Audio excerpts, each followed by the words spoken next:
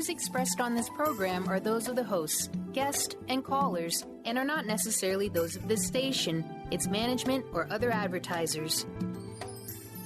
You're listening to Transformation Talk Radio.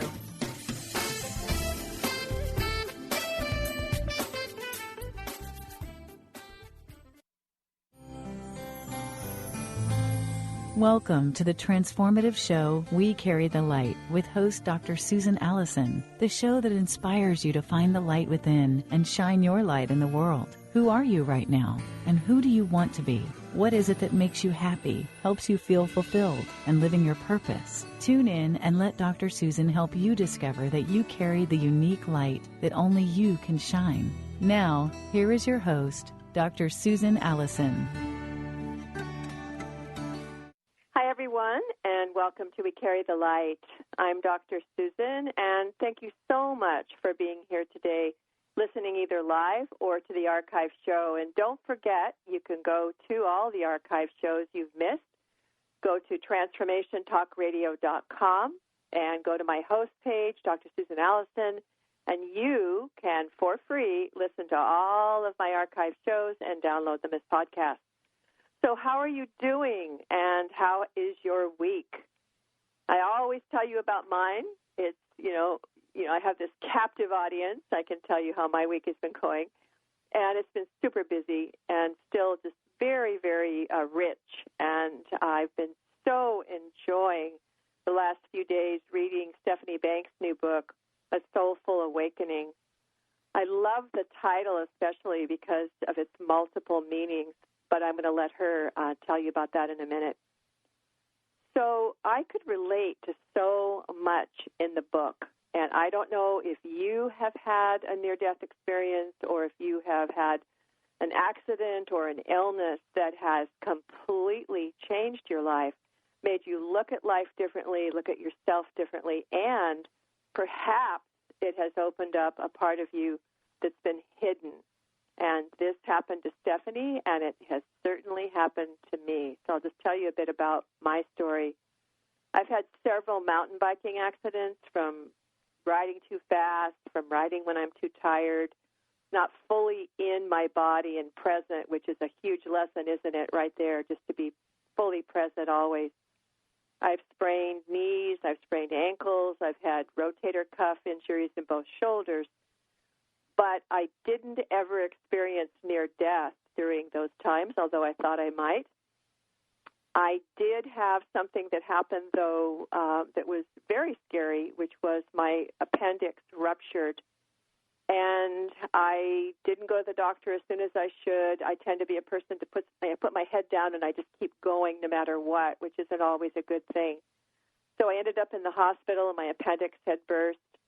And suddenly I felt this sense of peace and this warmth, and I had angels all around my bed, and my husband saw them as well. And, at the time he said, I didn't know if they were here to take you with them or they were here to help heal you. And since I am right here and I did live through it, obviously they were there to help heal me.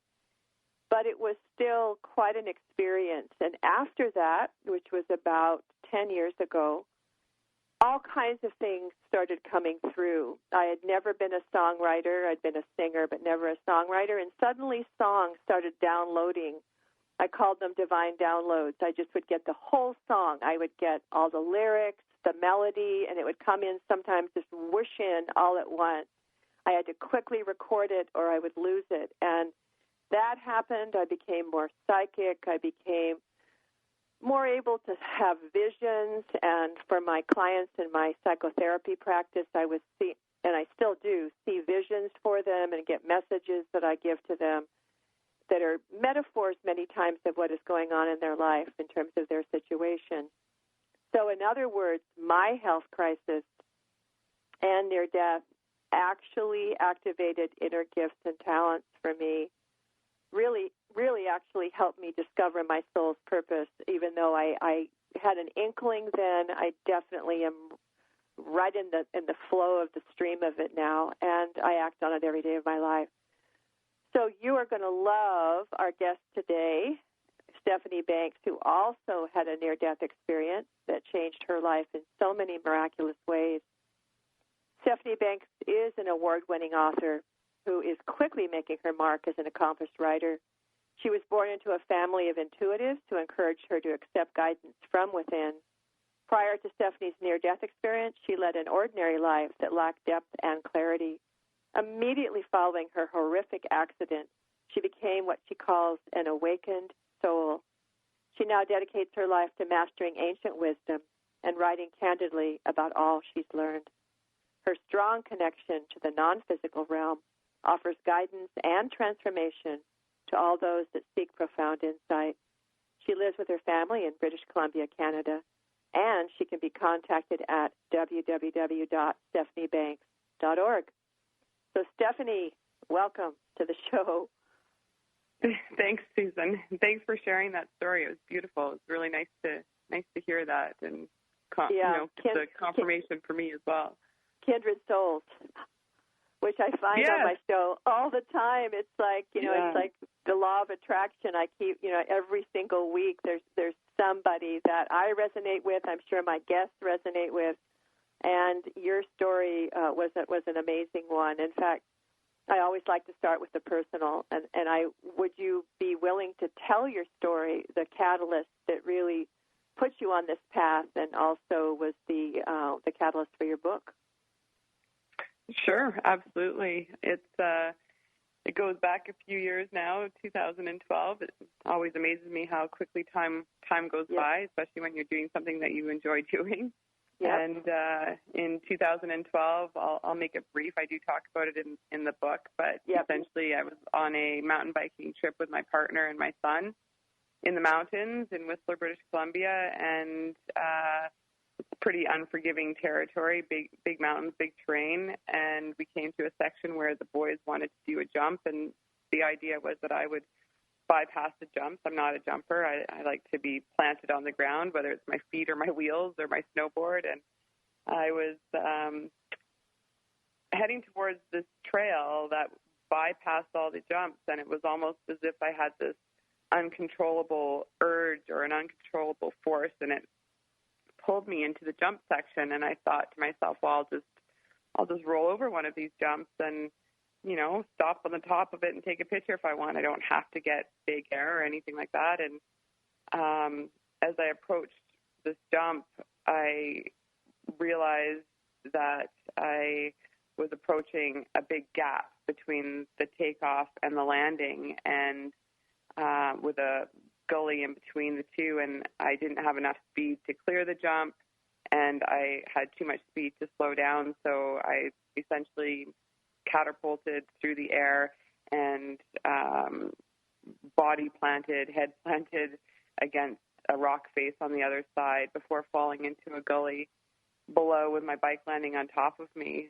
So as I impacted, I remember feeling as though, I didn't feel any pain. It was the oddest thing, and I didn't feel any panic, really, any anxiety. I just knew that I was hitting this rock wall. As a matter of fact, I kind of remarked in my own mind how beautiful the rock face was itself, because I had this up-close view of it and the lines in the rock and the whole 9 yards. And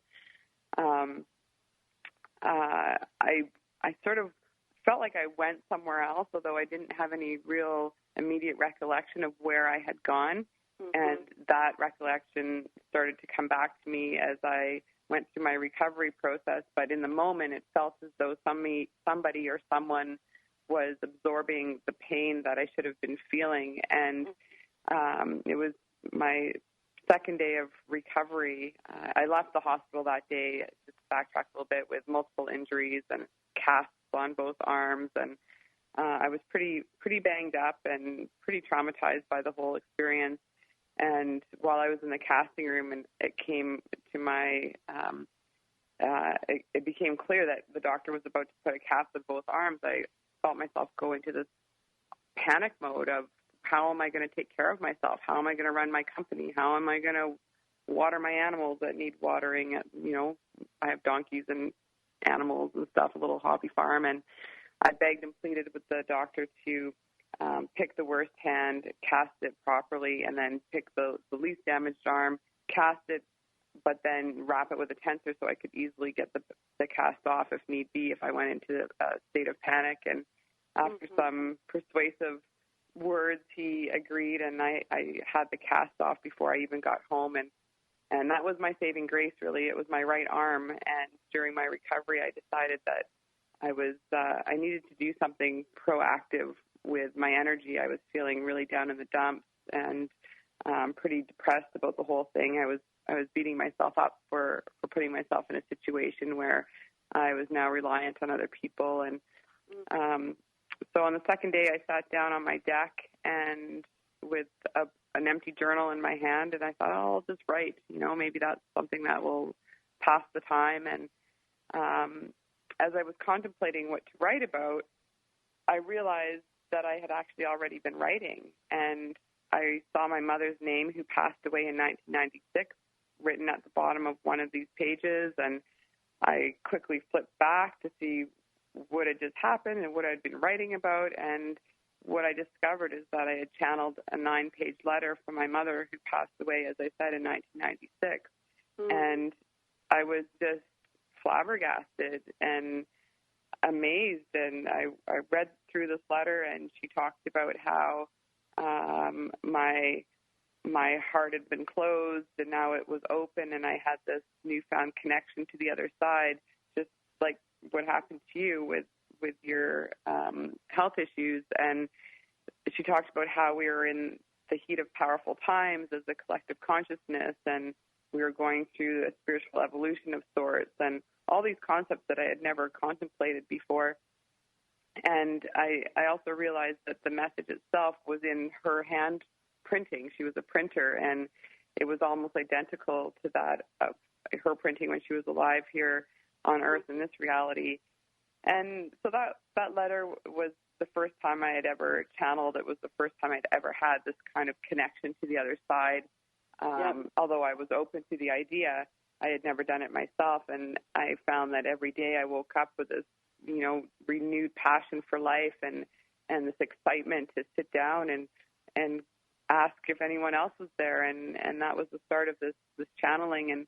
And through those channeled sessions, I got a message from one of my prominent guides who I talk about in the book, Ruby, and I was told that in those moments that I was lying in the gully, I had actually left my body, and my heart had stopped momentarily, and in those moments I had left my body, and I had traveled with my guide and numerous other guides, and I was shown my life in totality, my life here on Earth in this physical form, as well as my eternal life. And I had made a conscious decision in those moments to come back into my body and with a renewed sense of who I am and why I'm here and why we're all here, and with a driving force to share that with the world and to share my story and to really start helping other people explore their own existence and answering questions, why we're here and what's our purpose and where do we go when we die, those kinds of things. And that was the birth of a Soulful Awakening, was my need to share my story and my experience. Oh, I love that. We are needing to take a break, and we'll be right back in a couple minutes.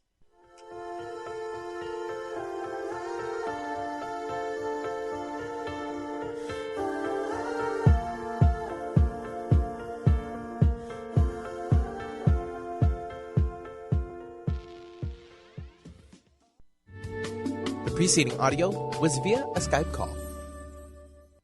Chris Stanis is a spiritual leader and healer and teaches a course on how you can transform your life through a meditation and healing system that will manifest your spirit's dreams. She manifested the Women of Wisdom Conference, the Women of Wisdom book, and this radio show. And she can show you how to change your life too. Are you ready? Visit the website and contact her at voicesofwomentoday.com. That's voicesofwomentoday.com. We Carry the Light with host Dr. Susan Allison is the show that inspires you to find the light within and shine your light in the world. You'll hear from guests who model how to be the highest, brightest, most evolved, fulfilled, and conscious humans possible. Tune in each Thursday, 10 a.m. Pacific, 1 p.m. Eastern on TransformationTalkRadio.com and let Dr. Susan help you discover that you carry the unique light that only you can shine.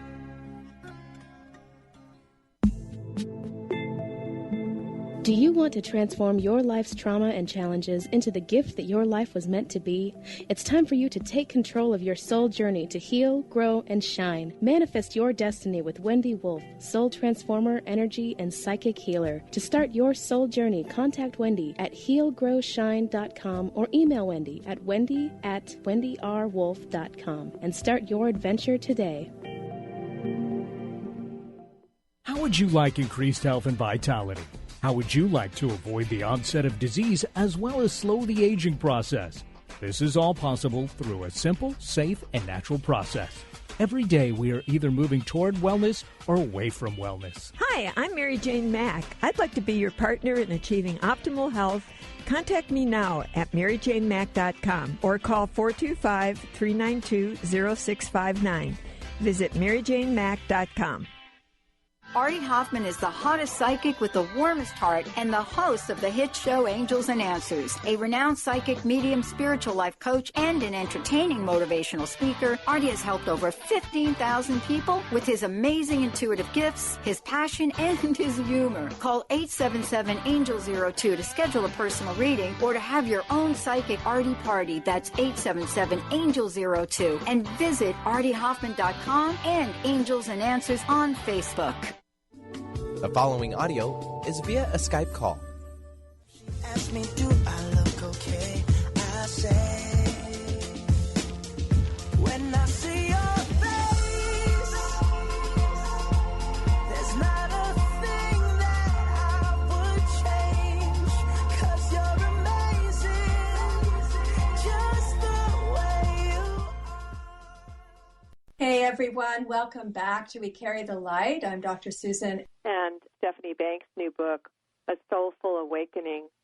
You know, from that first moment sitting on your deck and writing, was it at all shocking to you that suddenly here's your mother, you're channeling your mother and her own handwriting and everything? What was the effect on you at first? And like, how long did it take you before you really got more of what your soul's purpose is here?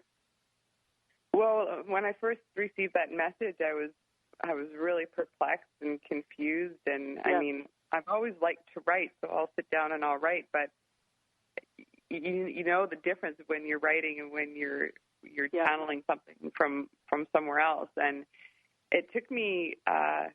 I mean, I was excited about it, but I was confused, and I think we can all relate to that feeling. And I really just wanted to continue to explore it, but still being apprehensive and really questioning what was going on, because my mind is also, although I'm a very alternative thinker, I always like to have answers to things and why is this happening and how is it possible? And I started to really look for confirmation in the messages I was receiving, and once I started to gain that confidence, and by reading what other people were writing about, and you know what was really interesting for me was that after about 6 months, I decided, you know, I need to start seeing what other people are writing about in this genre, in this field. I had never heard of Wayne Dyer, believe it or not, or Deepak Chopra. This is the kind of world I was living in before. And so I went to the library, and Gary Zukav book just jumped off the shelves into my arms, and I read it overnight, and I felt like I could have taken anything that he was writing about and inserted into my journals and vice versa, and it still would have all made sense. So I guess what I'm saying is that the things that I was receiving, the messages I was receiving from our guides and teachers on the other side, meshed so well with what some of our great writers and teachers are talking about, and that to me was just amazing confirmation. And that's when I started to have more faith in what I was doing, and decided to start sharing it with other people, because up until that point I had really only shared it with my husband and my son. So that was, you know, once I started to do that, I felt like I had something to contribute. Yeah, I think that's so interesting, and I totally can relate to needing to find, other sources and be able to, relate to them and realize what it is that's happening to you. And just about everybody I know who's had an experience like this, that's exactly what they do. And it's like I can easily connect with spirit, and I do shamanic work and I can travel to other realms. But reading even Alexander's Proof of Heaven and other books like that really helps because it can be kind of lonely, and also I also have gone through, am I crazy? And so, am I delusional? And no, I am absolutely not. And so your book also helped me realize that you are having experiences that are similar to ones that I've had. So it was actually very comforting, and I'm sure that people who read your book are doing the same thing you did when you read Gary Zukav's book. It's like they're going, thank goodness, here is someone else that had this experience, and I'm not alone. Mhm. Yeah, exactly. And also, a lot of the messages that I'm receiving from people that have read the book are experiencing such amazing transformation and that is something that I wasn't really expecting out of the book, and maybe that's because I didn't really have any expectations behind the book other than I felt a certain responsibility to share it. But what I've discovered is that there's something in the way that the messages are delivered, and you can say the same thing in 5 or 6 different ways and have 5 or 6 different results in that message. And there's something about the way the messages are delivered from the other side that I think carries with it an energetic frequency or a vibration that strikes a chord, and within a chapter or a message or even a sentence, people will experience a shift and a transformation within themselves that they haven't experienced before. And that to me has just been such an amazing blessing and an offshoot from the book that definitely solidified my reasoning for putting it into the form of a book. And the messages themselves are exactly how they came out, although editors and spell check and everybody else was wanting me to change certain things. I was pretty determined on just keeping the messages exactly how they came out so that the reader can then translate it for themselves appropriately. Yeah, I'm so glad you did that because there is a vibration. I'm really sensitive to energy.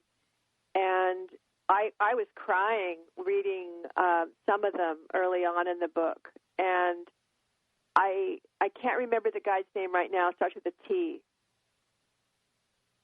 Like, not Testro or... Oh, Ustro. Ustro. Oh, my goodness. That message, or one of the early ones in the book, just had me in tears. And so I really honor you for not letting them change them, because you see it's a soul language. It's light language. There's like a language I feel from the divine realm, or for whatever you want to call that world, the upper world in shamanism. But there's a certain, it's a little more formal, isn't it? There's like it's a language that is a spirit language almost that's coming through, is what I was realizing. Exactly. It's like an ancient, it's got such a feeling of depth to it, and that was for me really in the at the beginning and now to this day why I know that it wasn't just me, because I went through that. Is this just me? Am I? No. And if it is, wow, I'm a pretty profound person. No, it wasn't you. I mean, all people have to do is look at your style and then look at what you channeled, and these beings, like Ruby, I guess it's a he, but Ruby's, comments to you and words of wisdom. I mean, it's totally a different style from yours. Exactly. And then from each other, they're all different. And that was something that I really embraced and loved so much, was that each one of them has a unique personality, for lack of a better word. And, you know, some of them come through very subtly and you know, quietly, and, you know, little nudges here and there. And then there's certain guides that are more direct and to the point, and no, this is what needs to happen, and this is what this is about. And I can feel that, and I think other people can feel that when they read the messages. And also, you know, I actually at one point contemplated trying to get the messages into the book in their actual handwritten form, because for me, that was one of the most special things about these messages, is that each one of them has their own unique handwriting. Like I said, My mother's came out in her handwriting. My grandfather, when he comes through, is in his handwriting. Solomon has the most beautiful, amazing cursive writing, and I don't cursive write ever. I'm horrible at it. I actually missed it in school due to a move, so it's not something that I choose to do. And the first time I channeled Solomon, I just couldn't get over the beauty of the handwriting itself. So there's so much more to it than just the words and what they're delivering. There's that energetic vibration that goes along with it. Yeah, no, exactly. You say that actually on page 10. There are many different voices. Sherman H. Harlow is eloquent and elegant, and Ruby and Solomon are more straight to the point. Ustro was gentle in his approach. And so I think that's why Ustro really affected me. It was that gentleness, the sweetness. And I think that's what I needed at the beginning. That was my introductory. You know, it's like if you don't know how to swim, you don't just dive into the deep end, right? Yep. You need to start in the shallow end and work your way into that as you gain confidence. And for me, I think really what I needed was first my mom to hold my hand, you know. Yep. Here you are, dear. Here we are. And then in comes Ustro with his kindness and his, I mean, not that they're not all kind, because they are, but it's just that really gentle introduction to all of this. Otherwise, I may have just fled and run and hid in a closet and thought that maybe I hit my head too hard. Yeah, exactly. And I think that the people that our guides, our teachers, our helpers in the spirit realm, they're taking us in baby steps. And I think that's what happened for you, is that they took you along in a way that you could accept it and understand it, and then they kept adding more and more and more. And there was actually a one-liner that really stands out, and I can't remember who it was from now, and it said just that baby steps pave the way to enlightenment, and they really do. And I remember that. And it was such a good line, and I actually started to use that as, you know, my own, as a mantra for myself when I was starting to practice mindfulness and not letting my mind start running away and start thinking about all the things that I need to do and worry about and yada, yada, yada, like we all do. So as I started practicing the things that were coming through in the messages, that was one that I would say to myself quite frequently, and it's something that I'm trying to advocate, is that it doesn't need to be this big, overwhelming, daunting process to become more of a conscious being and to change some of our ways. And it's something that can be done daily in little increments. And, you know, you sort of pick a starting point and decide, okay, you know, this is what I'm going to do for the next month. I'm going to really start focusing on my thoughts and where they take me. And when they take me down the road of worry and regret and doubt, then I'm going to bring myself back into this moment and start thinking more positively, or I'm going to start changing my diet, or I'm going to practice patience. This whole thing doesn't need to be overwhelming, and I think sometimes we have a tendency to put a lot of pressure on ourselves to change overnight, and when we don't, then we have a tendency to be really hard on ourselves. And it doesn't need to be that way. You know, it all starts from the intention and the need and the want to change the way that we're interacting with the world around us, and to be patient and diligent in that process, but yet to remember to always come from a place of love, first towards ourselves, and then once we really align with that love for ourselves and it becomes second nature, well, it should really become first nature, then we can start sharing that and expressing that towards other people. Yes, absolutely right. And we are needing to take a break, and we'll be right back in a couple minutes. I wandered through fiction to look for the truth, buried beneath all the lies, and I stood at a distance. The preceding audio was via a Skype call. Are you ready to thread your life with intuition? Intuit Apparel can help you do just that. This is not just about a piece of clothing. This is about a movement, an awakening, and staying centered in life. Your life. Intuitive and host of the radio show Get Into It, Lynn Brown, was given this image with the intention of a clothing line designed to represent the essence of life itself. Visit intuitapparel.com now and wear your intuition with pride. Are you feeling stressed, in pain, disconnected, worried about aging? Corrective alignment and integration therapy restores health. Move your body, which frees your mind and elevates your spirit. Bodywise Bodywork LLC provides the tools you need to create the change you've been waiting for. Start living a fully present and integrated life. Book your 15-minute consultation online at www.bodywisebodywork.com. Bodywise Bodywork LLC, because it's the only body you've got. If you're one of the millions of Americans suffering from anxiety, you probably know how powerless and out of control this emotion can make you feel.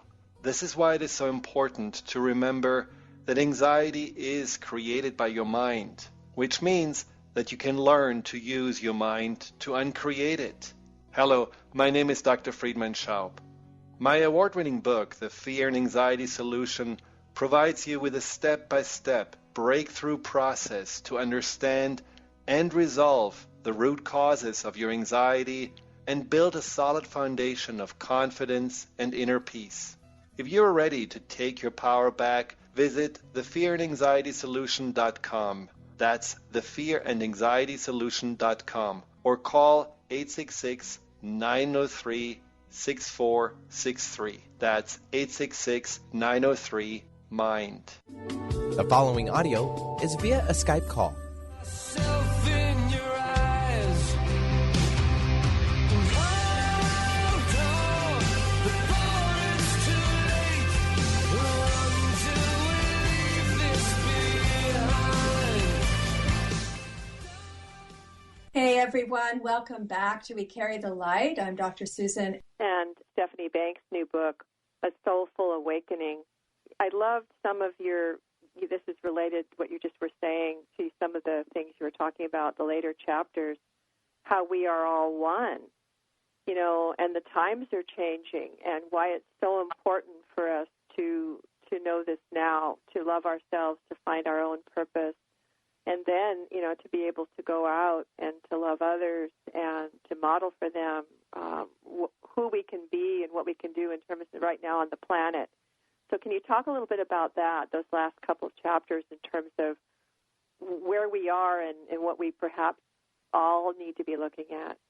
Well, I think the most important part to remember in those two chapters, we are all one and times are changing, is just that we are all one, that we originate from the same source, we're living through the same source, and we return to the same source. And, certain parts of the world, and I know, where I live in Canada, and I'm sure where you live, we've sort of become really proud of the fact that we're independent and we can take care of ourselves, and we really focus on that. I don't need any help. I can do this on my own. Well, really, we're not serving ourselves or anybody else by adopting that practice and by living through that practice and that mindset.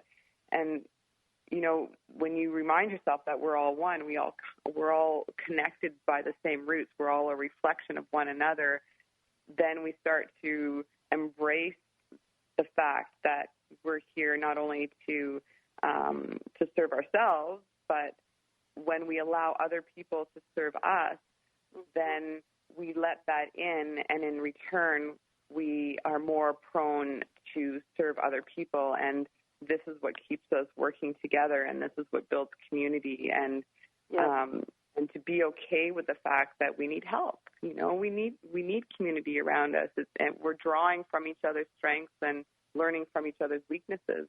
And I think right now we're going through a time of spiritual evolution where we're starting to wake up and remember that, and that's that thing that's bubbling inside a lot of us. And it's just, for some people, they're not recognizing what exactly that is. And what that is, in my opinion anyways, is a remembrance that there's more to life, and that we are connected, and that we're here to work together, and that when we learn ways of working together and sharing what we have, and not feeling the need to hoard everything for ourselves, then the world will eventually become a better place. And I know this, it sounds idealistic, but I do believe that as time goes on and we carry on in this direction of ascension, which I think we're going, I know that there's some polarities going on, and there's a lot of disruption around the world, but that's bound to happen as things sort of come to a head. And right now I feel like, we're at the point of eruption, so to speak, in a good way. I think that 2012 was a marking point for the scales tipping from being slightly more negative to being slightly more positive, and you can see it in little things around, just little things like juicing bars showing up on every corner, and yoga going off the scales. Right. And these are just starting points. So for those of us who have awakened a little bit more than other people, I believe that we have a certain responsibility to ourselves and to the world to share and give platforms like what you're doing with your radio show for people to come to and realize that they're not going crazy, and that when we start to change and awaken, we're going to feel conflict within until we start recognizing what we're doing, and to start following our passions. That's such a big part of it. Once we start following our heart and the direction it wants to go, we start becoming more in alignment with ourselves, and in turn, we start to understand what's going on and what that change is all about. That's right. Yeah, it starts within us, but it's sort of like we're a microcosm of what we're seeing in the world right now, I believe. You're talking in a way about futurists, and, ever since 2012, I completely agree with you. I started another radio show in 2012, and I had Barbara Marx Hubbard on, and all of these futurists, Bruce Lipton, and all of these people are saying that, we're obviously, things are changing. You can just see it around us, and we can feel it, that it has to start within us. And Barbara Marx Hubbard says, you figure out what it is that's your passion, like you said, and what you love, and what it is that only you can do. And then you decide what that is, what that passion and what it is that makes you happy and what you love. And then you do it. The trick is we don't just sit with it. We have to take action, and we go out in the world and do it. And, it's like we're a puzzle piece, so, of this huge puzzle, this huge jigsaw puzzle of the world and of everyone in it. And we take our piece and we put it in, and it becomes part of the whole. So, yeah, I loved everything you said. It's exactly how I am seeing what's happening in the world.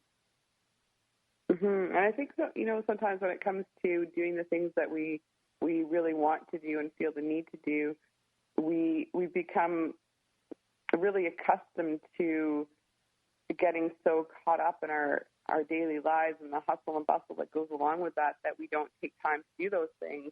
Yeah. And when we do, we feel guilty about doing it, so we're not really in the moment of doing whatever that thing is. Yes.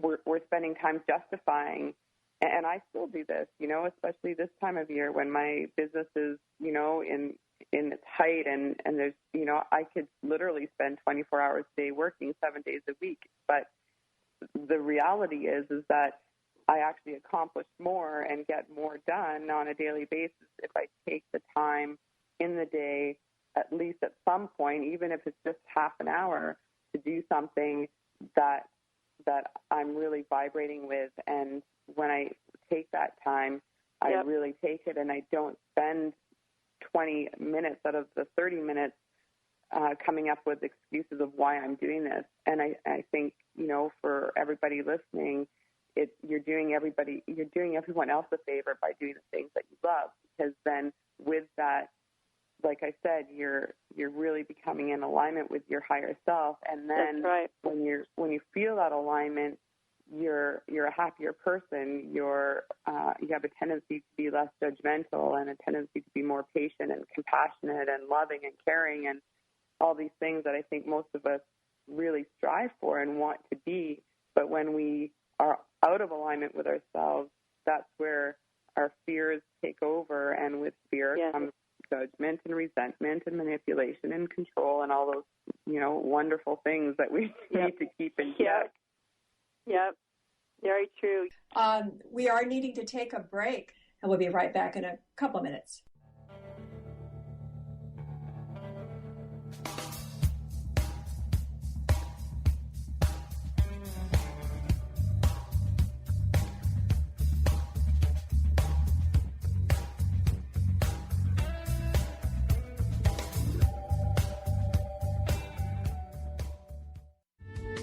The preceding audio was via a Skype call.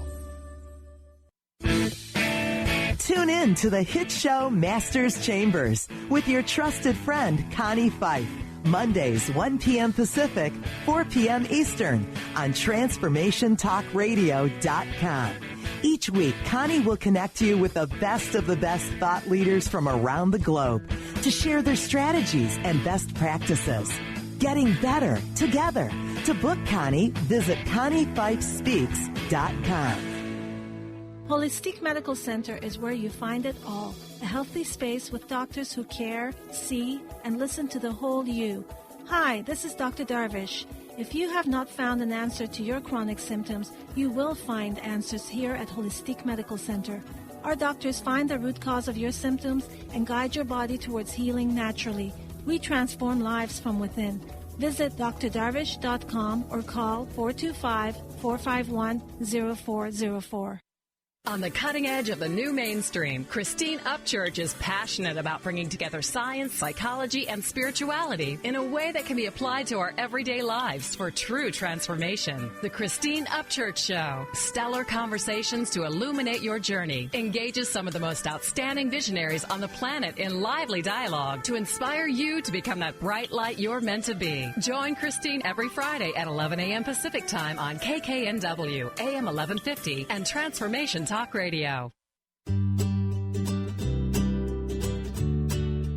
Each month, listen to Live More Radio with co-host Allie Katz. Join Allie and Dr. Pat as Allie introduces new ways to bring balance back to your life through meditation, sleep, and exercise techniques so you can live your truly authentic life. Stress less, live more. To learn more about Allie, visit livemoreradio.com.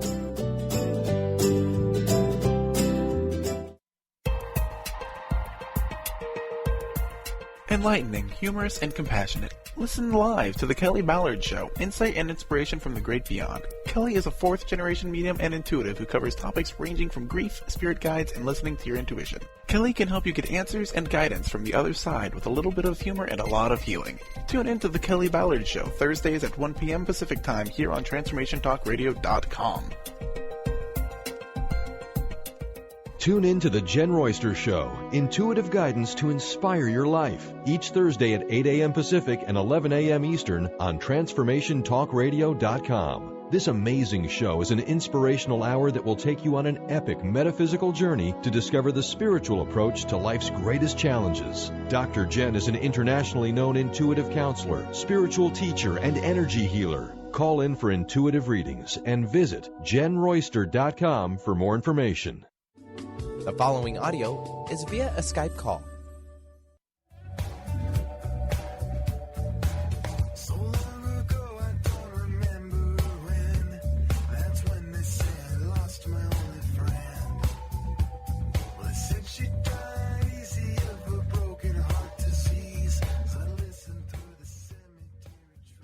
Hey everyone, welcome back to We Carry the Light. I'm Dr. Susan. And Stephanie Banks' new book, A Soulful Awakening.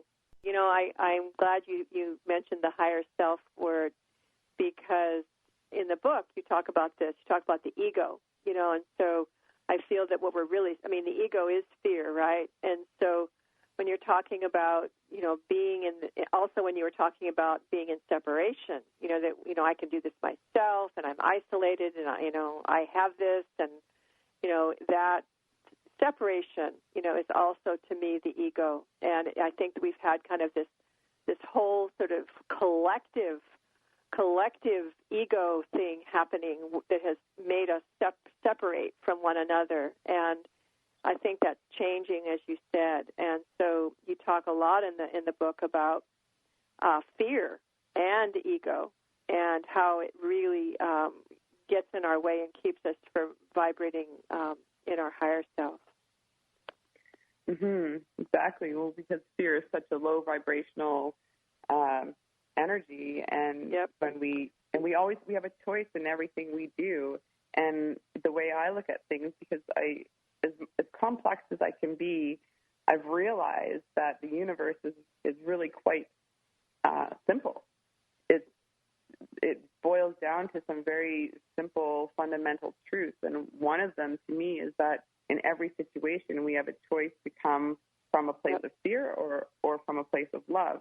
And when you start looking, what I had to do with my own life was I had to step back from it a little bit, change the lens that I was seeing my life from, which was a macro lens, essentially. I was so close into my life that I wasn't seeing the broader picture.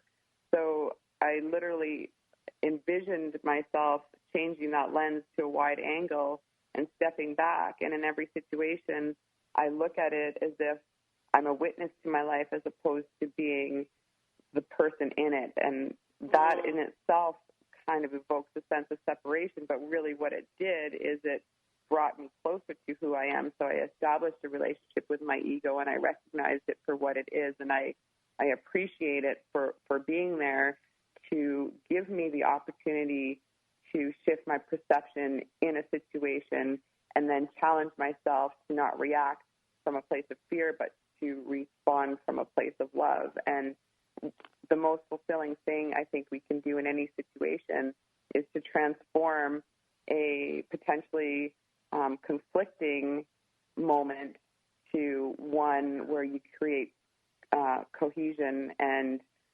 stability. And sometimes it's very, very difficult to do, especially when you're dealing with somebody, you know, like an ex, for example. That's my biggest challenge, is dealing with my ex-husband. And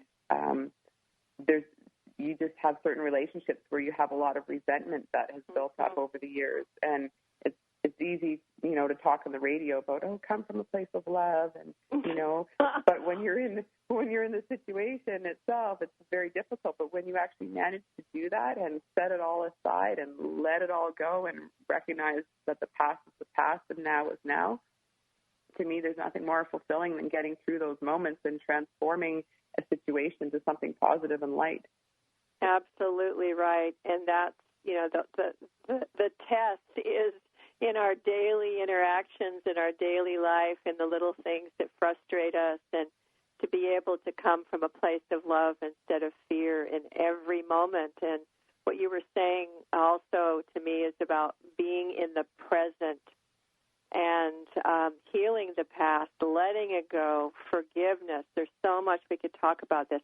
But before we go any further, we have about 5 or 6 minutes left.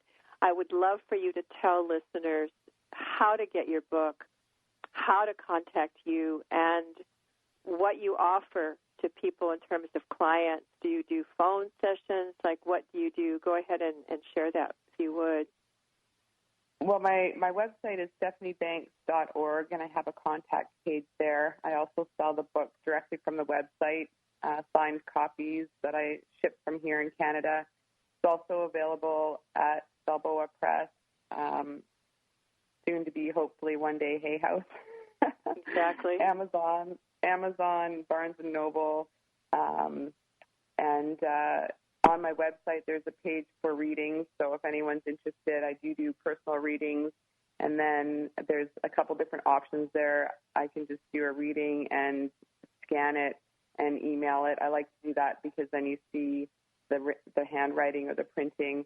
And there's also an option where we can have a one-on-one session after via Skype or the telephone, which I like to do because oftentimes when I receive a message for somebody, there is a lot of energy that goes along with it that I can articulate afterwards when we're discussing it. And I find for a lot of people that they don't have anyone else to talk to about this sort of thing, about personal issues that they're experiencing and going through, and to have somebody that is completely unbiased to their life is a very safe place to be. So I love doing the messages for other people. It took me a while to get to the point where I felt comfortable doing that, and now just from the response that I've received over the last 2.5 years from people who have received a message from a guide or a loved one who has passed on, and I've seen the relief and the sense of change that it can create. It's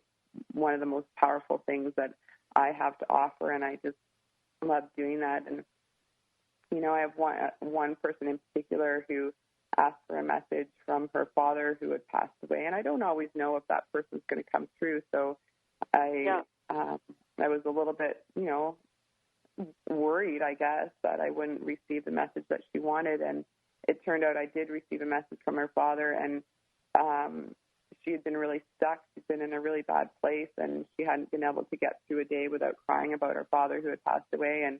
And I delivered the message to her at the top of a ski hill. We met there, and it shifted that message. Just that one message removed the blocks that she had formed, and now she has an open connection to her father anytime she wants. And that, just being able to share that with people is so special to me, and I love that. So that's available on my website, and I have a blog and a Facebook page and the rest of it. Wonderful, wonderful. So it's interesting that you went from what I call automatic writing, where the messages come through, which has happened to me many times. They come through, and as I'm writing, but it seems like you've gone from being able to write to now having them sort of download, and then you can speak the message, which is such a gift for people. Mm-hmm. Well, it definitely comes through more in the form of writing, but that, to me, I think is my own limitation that I've created, because that's how it started, and we're such habitual creatures that it's hard to break those patterns. So, and maybe it's just that part of me that loves to write, and there's something in that I just enjoy. So, and I don't think it's a limitation at all. I think it's just your gift, and it's how it comes through. And I think it's beautiful that it does, and that you are a gift to so many people, Stephanie. And you've taken something that's an incredibly difficult experience. And those of you who are going to get the book, I don't want to spoil it, but there's lots of other stories and lots of loss that you've experienced, and lots of growth from all of that. And thank you so much for being on the show, and I hope that everyone goes out and gets your book, A Soulful Awakening. And thank you so much for being on the show. Thank you so much for having me. It was a pleasure. You're so welcome. And thank you, all my fantastic listeners, for your own growth and transformation. You don't need to nearly die to evolve. Just be willing to take in what inspires you and motivates you to find your own purpose and live it. Next week, we welcome Christine Carlson, who also talks about death and transformation in her beautiful book, Heartbroken Open. And until then, this is Dr. Susan reminding you that you carry the light. You've been listening to the transformative show, We Carry the Light, with host Dr. Susan Allison, the show that inspires you to find the light within and shine your light in the world. Who are you right now, and who do you want to be? What is it that makes you happy, helps you feel fulfilled, and living your purpose? Tune in every Thursday, 10 a.m. Pacific, and let Dr. Susan help you discover that you carry the unique light that only you can shine.